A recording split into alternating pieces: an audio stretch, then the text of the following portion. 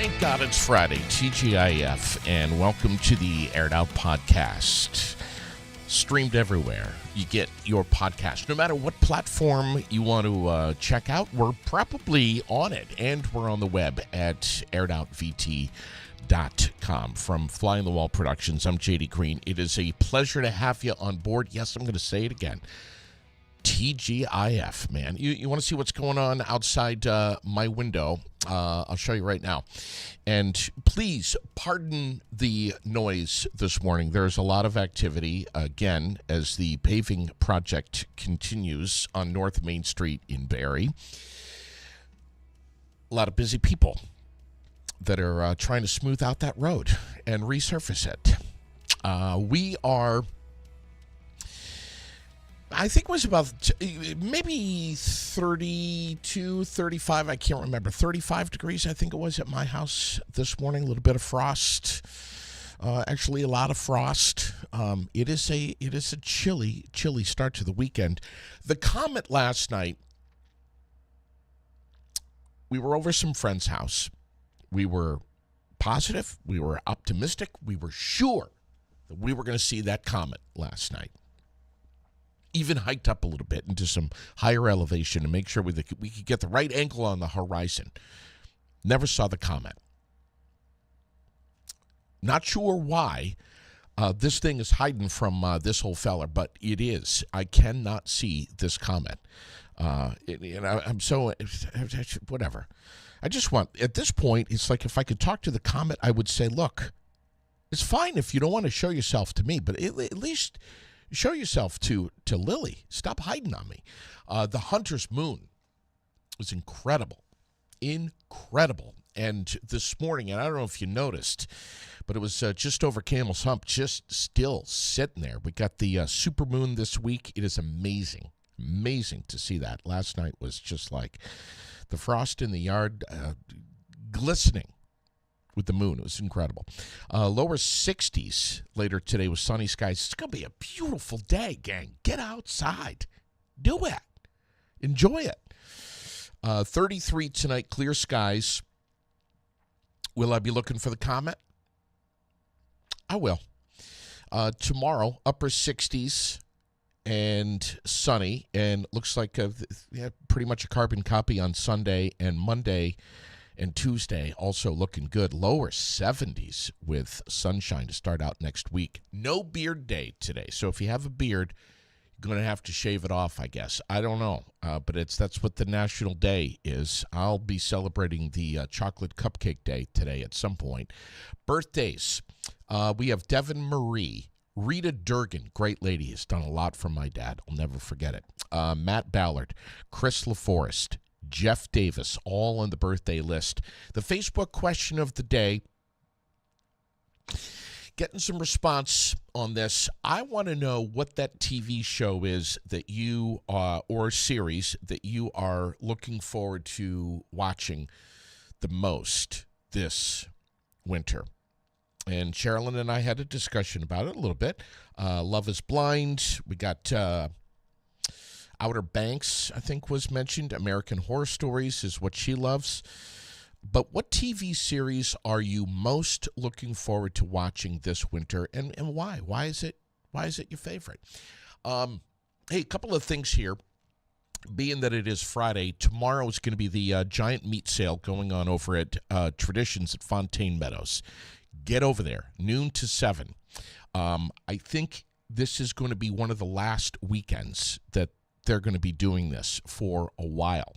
So if you want to get some ground beef at a great price, if you get 10 pounds or more, it's just $7 a pound.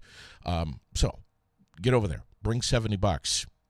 Get 10 pounds of ground beef. Amazing grass-fed ground beef at Traditions at Fontaine Meadows. And whatever else they have in the freezer, they'll be moving it at a great price, along with beer, too. They are... chopping down the inventory over there. So if you want some good craft beers, swing over to Fontaine's on Saturday from noon to 7. Also, before I forget, spoke with Tracy Haynes yesterday from Giroux General Transport. They have a few spots left for the next CDL training on November 11th. You got to get your permit before the class. If you have studied the DMV handbook and you're ready, they do walk-ins for permit testing on Tuesday mornings. But again, November 11th is filling up fast. Here's the phone number, 279-3325. That's the phone number to call, 279-3325 for Giroux General Transport. We got a lot to get to this morning. We have Vermont headlines. 2 people arrested after a fight broke out near the bike path yesterday in Montpelier, with one person swinging a knife at several people. Deontay Braxton and Jessica Atwood are the 2 that were involved here. All went down on the bike path right near Shaw's. More than a dozen people were involved in this. Crazy that this happened. Police say that Atwood tried to hide the knife in a storm drain. They're both being held on bail. They're going to be arraigned today. I'm watching the story. If I see anything on it, I'll be posting it up. If you see anything on it, please post it up as well. Yeah, I just, when this happened yesterday, it was like, I had just gone through Montpelier. I must have just missed this thing. I don't know. It's really concerning. Yesterday, we told you that the month of October is Down Syndrome Awareness Month. Lawrence Seiler from Ableton On Air Live is with us this morning. Good morning, buddy. Good morning to the Aired Out family. Down Syndrome Awareness Month, DSAM, is celebrated in October to raise awareness of people with Down syndrome and advocate for their inclusion and acceptance. The month is also a time to celebrate the abilities of the accomplishments of people with Down syndrome. Here are some facts for people that have Down syndrome. Down syndrome is a condition that occurs when a person is born with an extra copy of chromosome 21. This extra genetic material can be caused by physical or mental differences such as a flatter face, upward slanting eyes, short neck, small head, ears, and mouth. How common is Down syndrome? Down syndrome is the most common chromosome condition occurring in about 1 of every 691 births. Down Syndrome Day is also celebrated by the United Nations, which is observed on March 21st since 2012. The date was chosen to represent the uniqueness of the extra copy of the 21st chromosome. You can get involved by wearing blue and yellow and awareness appeal. You can contact the Down Syndrome Society, www.downsyndromesociety.org. That's downsyndromesociety.org. And this is all I have today with Ableton On Air Live, and happy Down Syndrome Month. All right. Thank you, Lawrence. We appreciate you. It is, the 18th of the month already. I can't believe how fast this month is ticking along. We have a lot of stuff going on this weekend, and that's kind of an understatement. I mean, there is just so much that's happening. I don't even know where to begin. Our community calendar is coming up this morning, and we're going to highlight some of the things. But, man, just keep an eye on the page. Because that's kind of the best resource right now, because things are coming up and happening so fast, and we're just putting it out there as quickly as we can. The health department continues the whole EEE safeguard guideline thing. That story is on the Aired Out page this morning. Still concerned about mosquitoes. I was at a soccer game last night. I had a mosquito that landed on me. It was flying around in my face first.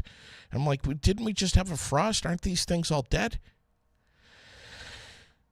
Anyway, the other story that we're putting out on the Aired Out page is Montpelier City Council just had a meeting to discuss homelessness. And I don't, aren't we all just having meetings about homelessness? I mean, it seems like this is like a regular occurrence that we're having meetings about homelessness and still scrambling to try to find solutions. What do you think about this? Good morning. Are you talking to me, JD? I am. All right, buddy. I'm writing on some prints right now talking about homeless. We're trying to get this homeless lady out of her house and into her new house that we're building right now for Barslow Construction. You like how I did that plug right there? I do. I love that. Was absolutely beautiful right there. I know Barslow Construction is doing an awful lot. One of our proud sponsors here at the Aired Out podcast. You guys are busy as hell. You're putting new roofs on. You're fixing up stuff. You're doing stuff on the inside. You're doing stuff on the outside, windows and doors and everything. But what do you think about this whole homelessness topic of discussion here in Vermont? Okay, so I think that we are spending a shit ton of resources and money to take care of homeless people and not necessarily Vermonters. I think we have a huge focus on the homelessness, and I understand why, because it is cities and towns see this as growth. It's money, it's federal funds. So the more federal funds you get, the more money you get, the bigger your town is. But so one of the things a lot of people don't realize, because they want to tell you that, this is Vermonters helping Vermonters, which, you know me, JD, I'm the first person to help fucking a Vermonter. 100%. Yeah. But the problem that they did is they lowered the residency rate for this particular homeless program. So you only have to live in Vermont for 6 months to qualify for their homeless program. And when you go to those hotels, you will find out they say that 20% of the people, only 20% of them are that are homeless are from out of state. But that's because after 6 months they become Vermont residents and they just consider these people all Vermonters. Well, that's not, to me, that's not. That's people coming up taking advantage of these programs. So most of the people in these programs have lived in Vermont less than 2 years. They specifically, so right up on the not the Montpelier Road, Airport Road, we just literally 2-3 months ago, there was a gentleman walking up the street. He stopped at one of the houses to knock on the door and ask for a ride to Barrie. He had just hitchhiked all the way from Michigan because he heard about the homeless program and he said that he could get free resources from us and asked for a ride. You know how common this is? We went from, and I'm not just talking out my ass. I'm not just throwing out numbers or anything like this. You can actually look this up.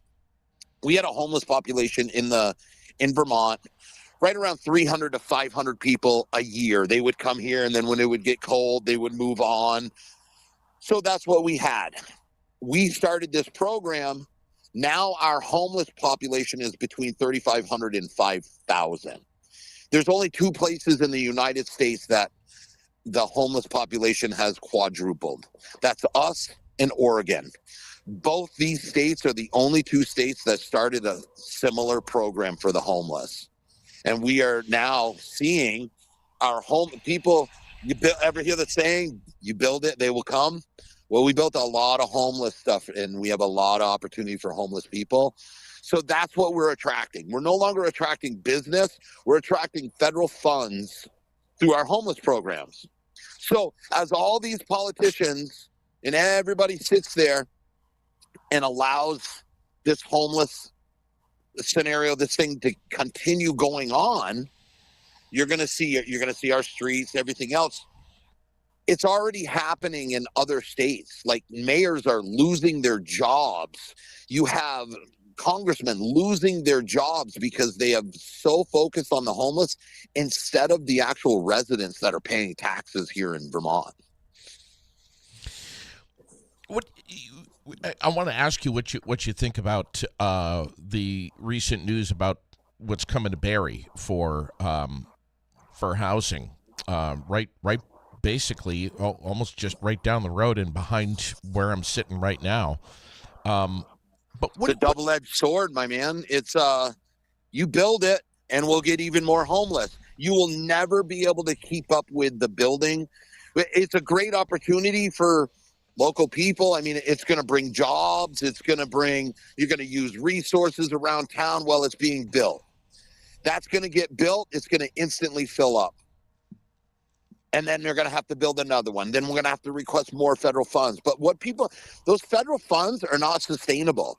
Those federal funds will come in when a certain party's in, or when a party comes in and they think it benefits them.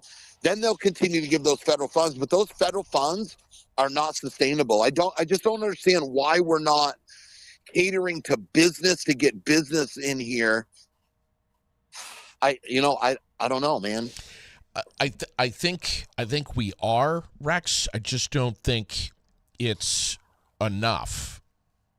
Right. I mean, I know right now, Barrie Economic Development Corp is trying to find a new director. Yep.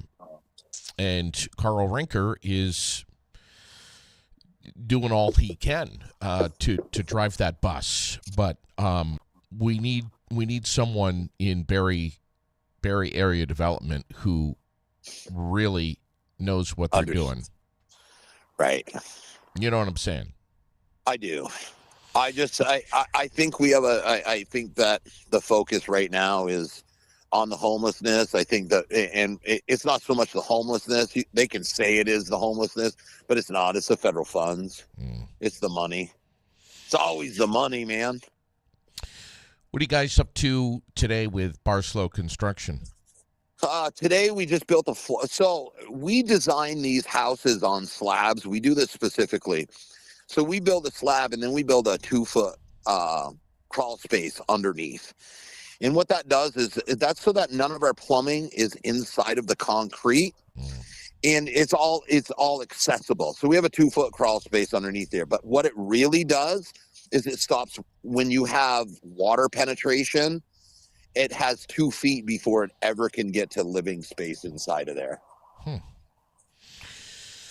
Interesting. So any place that has a possible, so they save money on the concrete by not putting a 4-foot frost wall coming up out to bring it up. We actually frame it that way so that we can raise the elevation of the first floor. Wow. And save costs. Well, I got you on the line. What's happening over at Granite City MMA? Granite City MMA. So we have so much going on over there right now. Sophia, you've been watching our lives. We got the lives going on. Bro, if you watch on Saturday mornings, the Dante and Rex show, I go over there. I do a private lesson with my special autistic kid, Dante. Super good kid, man. Love Dante. Dante, he does private lessons with me. What had happened was he's a nonverbal autistic kid, and he was on a bus. The bus driver didn't know how to handle him. He started kind of like freaking out because they drove past his bus stop, and they didn't know what to do. So they threw him in the middle. They threw him on the ground in the middle of the bus and sat on his back and held him down. And I watched that video and listened to that poor kid scream and cry. And I understand that panic and that anxiety that he was having. So he's been training with me now for almost 2 years. The first video that we did, we have over 5,000 views on it right off the bat. Because Dante's a good kid, man. He really, really is. He's just, it takes a little bit. He learns differently from everybody else. So It's been a learning curve for both of us. We have the kids program going on, the free kids jiu-jitsu game put on by Sophia Hayes and Matthew Hayes. That's awesome over there. It doesn't cost anything on Monday and Wednesday nights. So at 4 o'clock. After that, we have the beginners class. We have the beginner self-defense class. That's a mixture of Brazilian jiu-jitsu, Muay Thai kickboxing, and Japanese jiu-jitsu. Then we have advanced Brazilian jiu-jitsu. We have advanced Muay Thai. We have advanced Japanese jiu-jitsu. And then after the first of the year, we will be also having a fundamental sport jiu-jitsu. So there's a lot going on up there. December 7th is coming up fast, isn't it? It sure is. And I got two of the fighters sitting right here, man, getting ready to put some plumbing in. We got Chris and Ed right here, the main and co-main event. They're also the main and co-main event here in my job site. Please give them my best. I would love to have you guys sneak in here before the next battle in Barrie, December 7th at the Barrie Auditorium. Absolutely, my man. All right, brother. Absolutely. All right, you take care. Have a great weekend, Rex. We appreciate you. New infrastructure fees for EVs in VT. That story is on Aired Out this morning. Had a quick gander at that, but you ought to read it. A Burlington woman arrested for punching an outreach worker at the Howard Center. That's a big story that is trending this morning in Vermont. As we said, the health department is continuing, despite the frost, warnings about triple E in the state of Vermont. Incredible.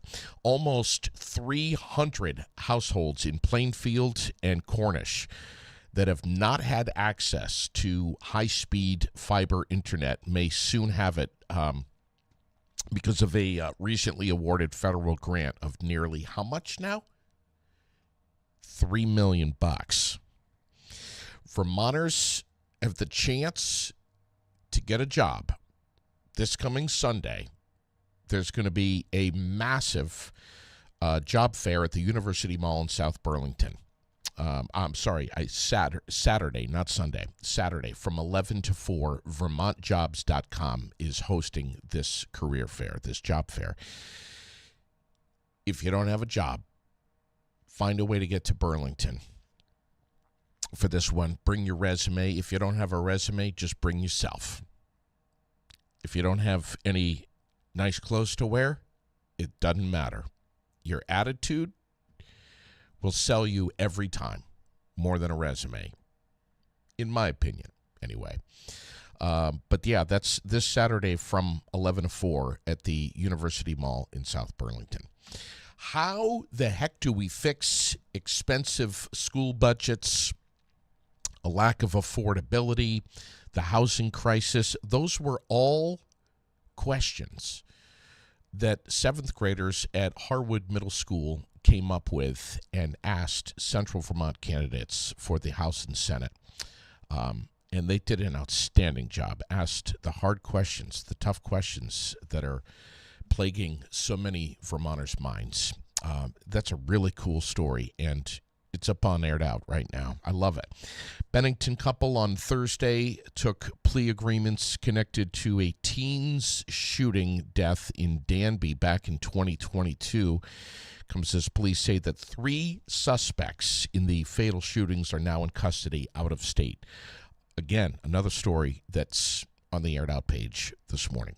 National news, major reforms coming for the Secret Service, if you care to read that one. It's up there, along with the grand jury that indicted both a Georgia teenager and his father after the mass shooting September 4th. The arraignment is scheduled for November 21st. What a story. I read that one early this morning, and the further I got into it, the more disturbed I was.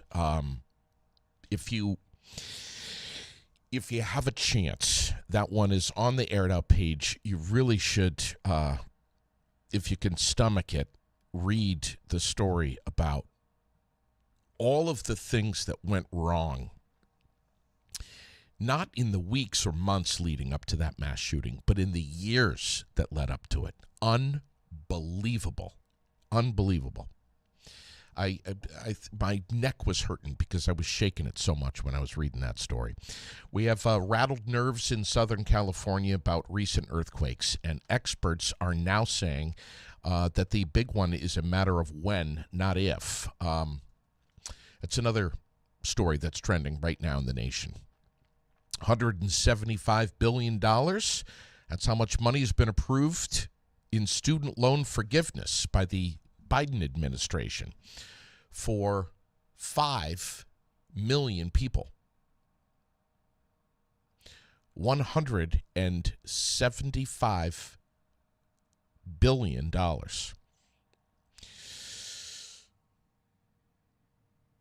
Are colleges and universities in advanced education a little too pricey? I think most would say probably yes.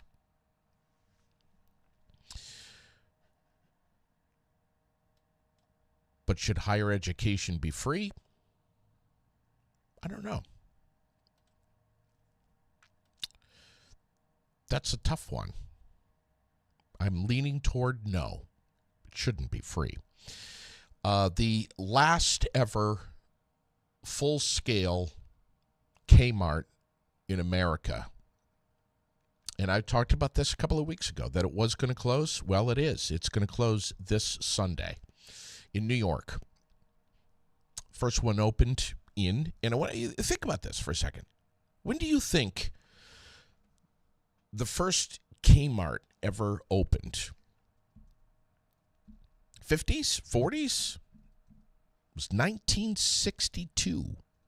1962. It's been around for a long time. No more blue light specials. Are we going to be okay without Kmart? I think so. $34 billion. That is the price tag right now for these last two hurricanes. Who's figuring out this? CoreLogic.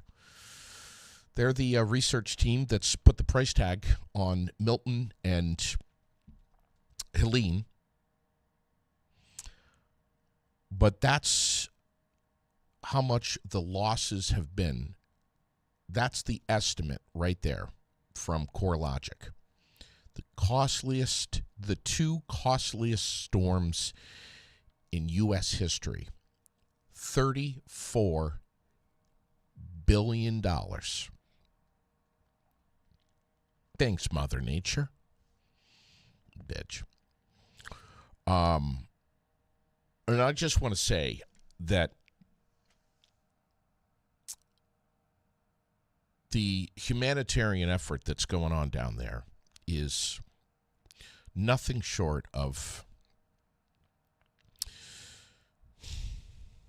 I can't even find the word. I see it all the time. I know you are too. Your phone is probably just popping all the time with pictures on social media and on the TV of what's happening down there, who's down there, who's doing what, how supplies are getting in, how the rebuild process is starting.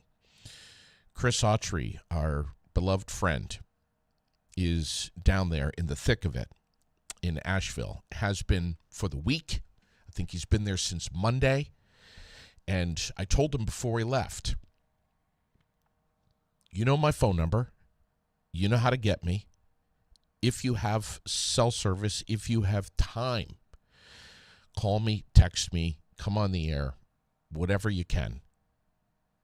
I have not heard from him, which tells me an awful lot, because he told me that if he had any way of getting in touch with me, he promised that he would.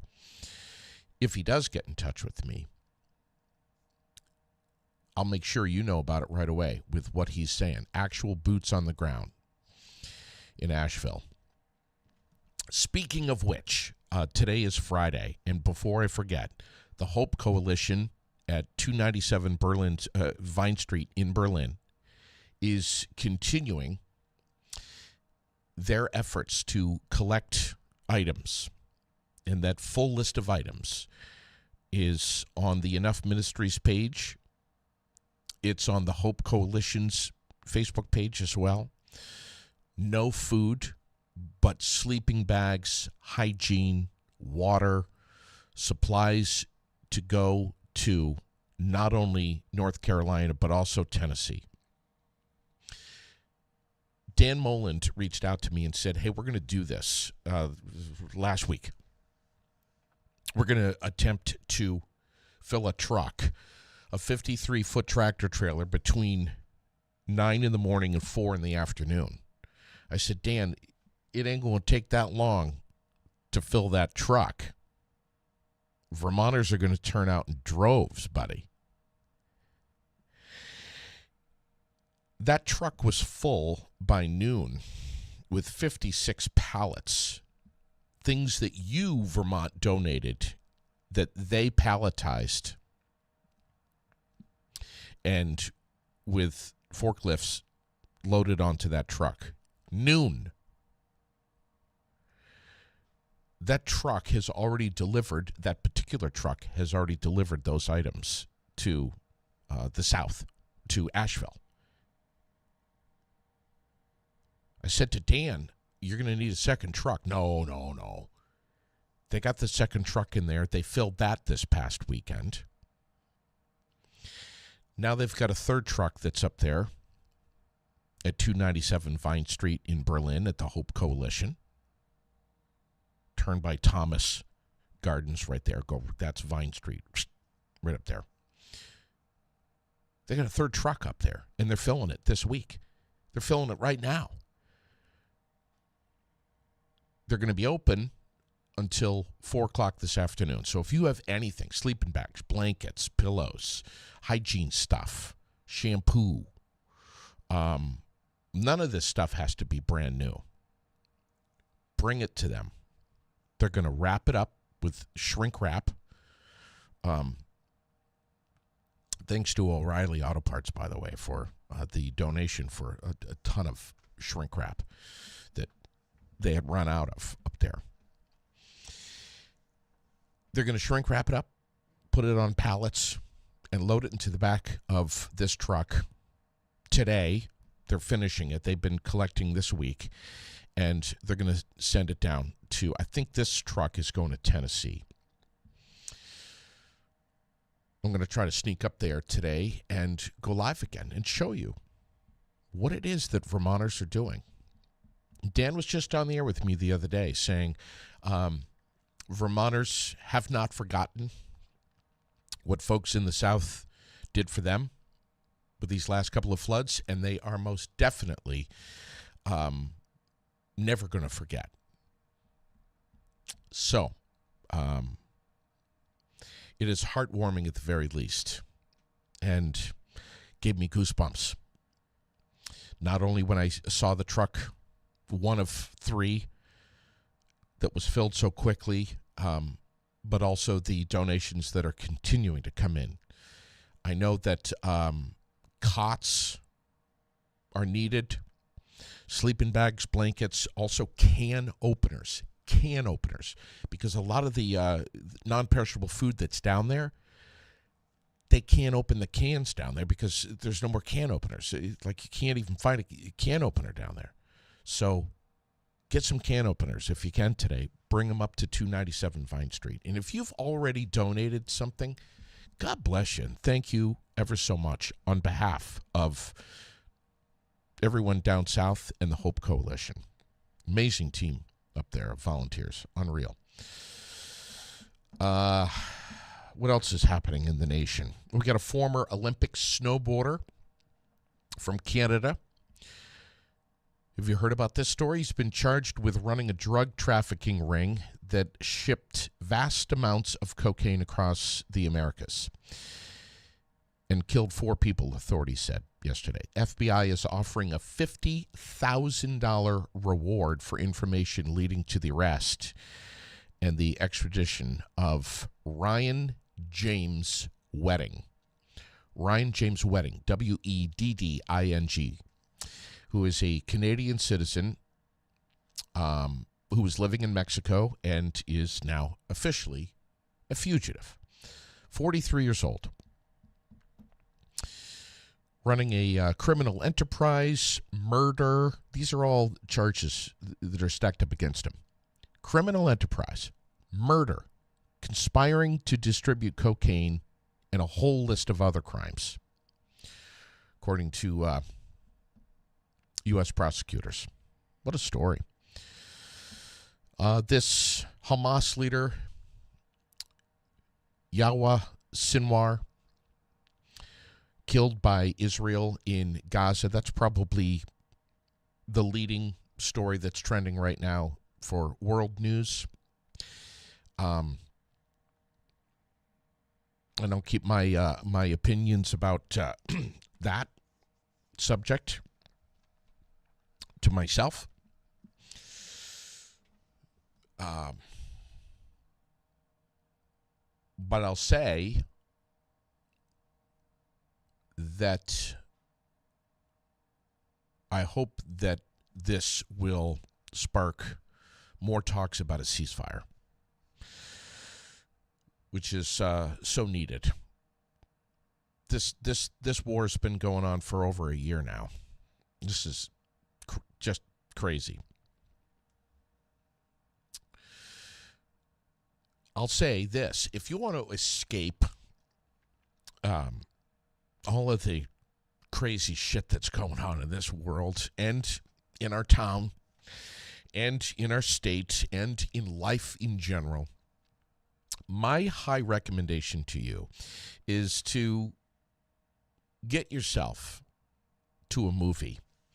Capitol Showplace Theater in Montpelier, Paramount Twin Cinema in Barrie. We've got all the showtimes. We're going to be posting up. Terrifier 3, Beetlejuice, Apprentice, Saturday Night, Wild Robots, Smile 2. They're all playing. And we encourage you to check out the Facebook page, FGB Theaters, because they're always changing things up. And believe me, I know this for a fact, that if it's raining, they're going to make some modifications and add some more movie times so that you can bring the kids, get out, enjoy a matinee. There's always matinees every Saturday and Sunday. Major League Baseball, Game 3 for the Cleveland Guardians last night, who shocked the Yankees with a stunning walk-off home run 7-5 win last night, cutting the series deficit to 2-1. I don't know if you saw the game. They're going to try to even up the American League Championship Series tonight. First pitch at 8:08. The other one, the Dodgers are now right on the doorstep of the World Series after an incredible 10-2 win over the Mets last night. They'll be back at it Game 5 tonight, and if the Mets lose, let's check in with my good friend Paul Brody, who is a Mets diehard fanatic. Would I go that far? Fanatic? No. Why would you call me a fanatic about anything? Are you a Mets fanatic? Yes or no? No. No, fanatic is an extreme. All right. I'm not an extreme. Where are you I then? do enjoy the Mets. I've been watching the Mets since I was 7 or 8 years old. Do you have Mets? Last time they played not the last time they played the Dodgers, but 1988 they played the Dodgers in the playoffs. I mean, that was the first year I was watching. Do you have a Mets winter hat or scarf, jacket?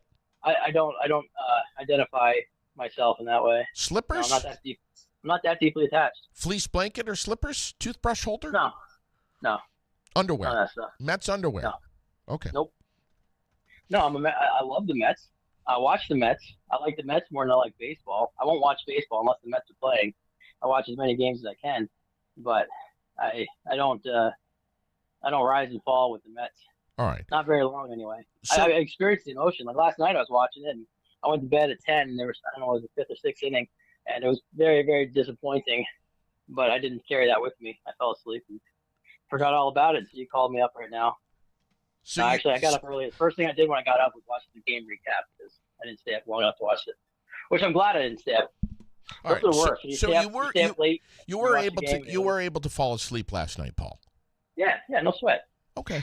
Remember last week I told you you create the emotion inside of you and you let it dissipate out. So absolutely, I feel the emotion of it. I'm not a fanatic level attachment to this stuff, but I do attach to it because it's more exciting that way. If you watch a game and you don't care who wins, it can be fun to watch the game. You can have joy and excitement. There's a little deeper level to it when you identify with one of the teams. So I'm definitely a Mets fan. I don't go to the extent of wearing it on my sleeve. When my brother takes this, he's a Steelers fan. He takes this thing to a whole nother level. If the Steelers win a big game or lose a big game, he cries. Sure. The family mourns. Yeah. They light candles in the living room. Yep. They make food. I mean, this is like in tribute to the Steelers. This is crazy. Paul. Well, it's how deeply you attach to it. When you identify or internalize the attachment to the belief of the Steelers are team. For me, the Mets are my team.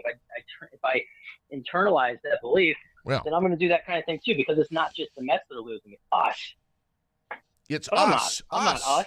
Us. It's not me. Yeah, we didn't lose last night; they lost, and we didn't win the night before. Wait, we didn't win the night before. They didn't win the night before either.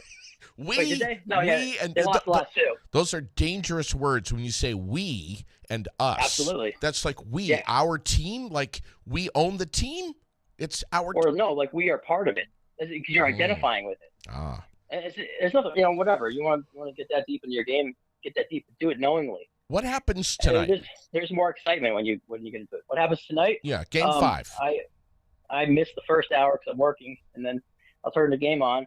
And the 7-year-old in me that did wear a Mets hat wants to turn that game on and see the Mets are killing the Dodgers 15-0 in the 4th inning. But the realist in me says the Mets are gonna lose. But I don't care. I'm still on the Mets train. They can win. They can do it. They've come from behind they keep coming from behind and winning either like late in the game or after they lose a couple and they win. But the Mets had the best record in baseball since like June 13th or something to the end of the season. So the reason they weren't on top of the division was because the first month and a half of the season they were terrible. Yeah, they were 11 games below 500, and then they came back to have the best record over that span. But it was enough to squeak into the third wild card place, so the 6th seed for the playoffs. So I mean, like when they started doing this extra wild card stuff a couple years ago, so 6 or 7 years ago, they wouldn't even have made it to the playoffs. But they snuck in on that rescheduled doubleheader the day after the season ended. They had to win at least one of those games, otherwise they're out of playoffs. And they won one, so there you go. You had the playoffs. The very last minute, and then they had the wild card playoff game against the Brewers. The Brewers were the Central Division champions, and they beat them in 3 games, which is a best of 3 series. But they beat them on the last game. So they were tied. There was 1-1, and then the third game they had to win it. They won it with a home run in the 8th or 9th inning. And then they went to the Phillies, and the Phillies were the East Division champions. The Mets were 10 or so games, or I guess they whittled it down to like 5 games behind them by the end of the season. But the Phillies led that division the entire season, and then the Mets they beat them. I forget how many. It was 4 games, I think. But again, it was like this last minute kind of heroics. And then they go to the Dodgers, and the Dodgers have the best record in baseball, I believe, National and American League. And so the Dodgers they're a big team. Yeah. They might take it all the way, but that's one that's going to be very much watched tonight. Yeah, Yankees. Oh yeah. Oh, you mean tonight's game? Yeah, but I don't know. I think the World Series could care. It's the non-Mets fans care more about the World Series, and they're gonna. I don't know. Yeah. I don't know. I don't know what people do. People like baseball, I guess. I won't watch it. If the Mets are out tonight, that's the end of the season for me. I don't care anything about championship baseball if the Mets aren't in it. So I'm not a baseball fan. I'm a Mets fan. Interesting. Interesting. Just because I was when I was 7 and I loved baseball as a kid. I was a fanatic back then, but I guess I grew out of it. Thanks for coming on, brother. Listen, you got it, we're going to have you back on again soon because we got to talk about this. Absolutely. I wonder if anyone was watching Thursday Night Football last night. The Broncos destroying the Saints 33-10. We got a dozen football games this Sunday. Chargers and Cardinals on Monday. There's a ton of stuff going on in sports.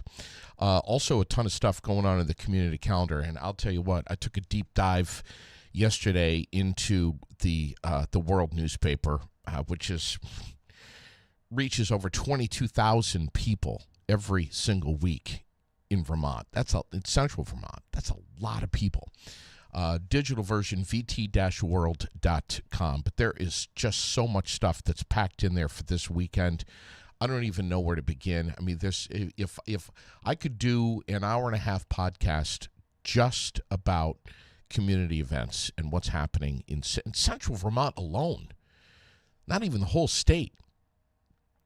But yeah, I mean, there's just a ton of stuff that's happening. I mean, just one of the big things, Sunday over at the Den, the Stephen Tracy Memorial Ride and car show and cornhole tournament. It's all Sunday from 1 to 3. And Drew Lamb and Central Vermont Cars and Coffee are going to be there with a lot of beautiful cars to see. It's going to be great Sunday. This weekend, I just saw this post. Huge shout out to Mike Collins for supplying the location and supplies for our own player, Michael Anderson, and dad, Mike Anderson, to make these amazing cutting boards that are going to be up for sale at the bake sale in Berlin. Come down to one of the locations on Sunday to get your hands on one. Berlin Shaw's and Tractor Supply from 9 to 11. Granite City Blast Baseball. These are the kids that were just on with me the other day. You know what? I'm going to do I'm going to share with you some of the pictures of what they're doing. Look at this right here. I love this. Look at these beautiful cutting boards. Look at what they're doing, all to raise money to go to Cooperstown for the finals. These kids, look at the hard work going into this. Let me zoom in a little bit. So just look at that. Unreal. I love it. Get yourself to Shaw's or Tractor Supply on Sunday and support this local youth baseball team right here in Central Vermont. Doing amazing stuff. I love it. Looking ahead, 24th, 25th, and 26th. That's a Thursday, Friday, and a Saturday. The 20th annual Wheels for Warmth tire sale to fund the Vermont Emergency Heating Fund in partnership with Brock and Community Action. Capstone, $750,000 raised in 20 years. Over 50,000 households helped with emergency heating. $40,000 on average every year is raised, and 3,000 tires are sold every year from this one event. Thursday, Friday, Saturday, 24th, 25th, 26th, right here in Central Vermont. Get over to the Vermont Granite Museum. That's our closest local spot of when that sale is going to be on the 26th. I'll be over there streaming live. I can't wait. Malloween at the Central Vermont Marketplace is Friday the 25th. That's a date that so many of us have down on the calendar because the other one is at Preston Skia, their 4th annual trunk or treat. Going to be huge events. There's no doubt about it. Carving for Kay in honor of Kay Santamore, who would be celebrating a birthday today, by the way, if she were with us. That is also on the 25th. Bring your pumpkins, carved or painted, with your name on the bottom. Bring them to 21 Rudd Farm Road with a tea light or a battery light, and the jack-lantern's going to be lit and put on display in honor of Kay Santamore, who loved Halloween and loved pumpkins and always wanted to do a jack-o'-lantern show. So there you have it. 272-2587 for more info if you need it. And speaking of pumpkins, yes, Williamstown, their annual pumpkin show, which is gargantuan. It's the 26th and 27th. 235 pumpkins last year, says Tanya Lewis. That's a lot. If you would like a pumpkin, get in touch with her. I'm going to give you her phone number here in a second and say, I want a pumpkin or I want 5. We're going to carve them up and we're going to get them back to you so that you can have them on display in Williamstown on the 26th and 27th. Here's her phone number. Tanya Lewis, 498-5531. 498-5531. We're going to drop that poster back up on the page here as well so you can see that graphic. The Kitzmiller Memorial Coat Drive and Distribution is coming up real fast. Saturday the 26th, Community National Bank in Barrie from 9 till noon. That's right down the road. And in Montpelier City Hall from 9 to 2 on the same day. That is, I don't know how long the Kitzmiller Memorial Coat Drive has been going on for. It's a long time, 20 years. That's my guess. Long time. And this is a huge event in Vermont. So be part of it if you can. Heads up. Steve England is going to be coming on the air soon. I think next Wednesday, if I'm not mistaken. I'll double-check the calendar, but it's going to be really soon, talking about the 10th Annual Granite City 5K Run and Walk for Veterans. Of course, the American Legion Squadron 10, Sons of the American Legion, putting this on along with the Barry Elks Lodge 1535. Massive. So I can't wait to have him on. There's a guy that has been shared a microphone with me countless times, and I love him to pieces. Lisa, too. The men's basketball, Barry Auditorium, men's basketball game, Norwich versus Northern Vermont University is 1 o'clock in the afternoon on Saturday, November 23rd. Again, I'll be honest with you. I am barely scratching the surface here on things that are up and coming. In the near future, and especially this weekend. There's just a boatload of stuff. There's too much stuff. And if you're going to get out and be part of any of it, by God, pace yourself. You're not going to be able to do everything on Saturday and Sunday. There's just too much going on. And most of it is just wonderful.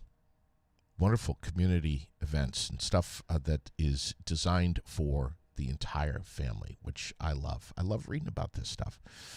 I'm planning on getting out to the movies soon, fgbtheaters.com. I'm going to be doing that with Lily. We got a bunch of new movies that are going to be coming out. I say, enjoy the weekend. Glenn says, have a great weekend. Be safe. Don't risk your life or someone else's this weekend. If you plan to drink, please don't drive. I like to say that on Fridays. Myself, as I said yesterday, this is Lily's birthday weekend. My daughter Lily turns 10 years old, which is very hard for me to believe that she is now going to be double digits. That's been a fast decade right there.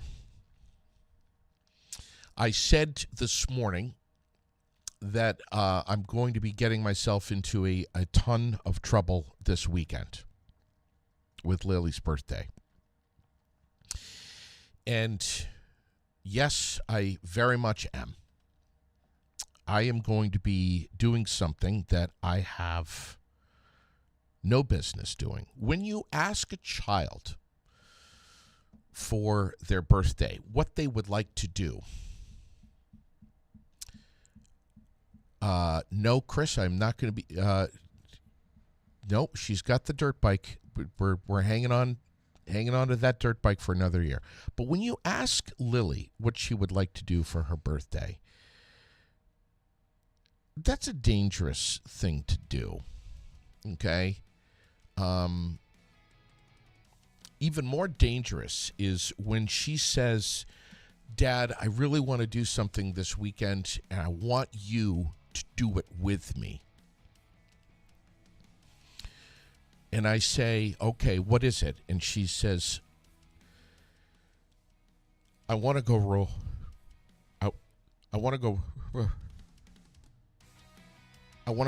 skating.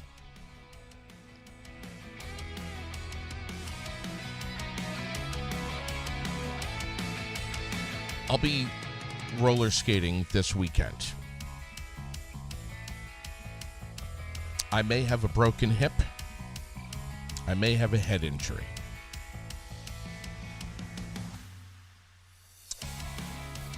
There will be photos, I'm sure, that Sherilyn will be taking of a short, fat man who's beyond middle-aged now. Has absolutely no business being on roller skates. I will have a helmet on. This is not going to be good. But how do you say to your 10-year-old little girl, oh, hell no, I'm not going roller skating. I can't do that. I'm going to go roller skating this weekend.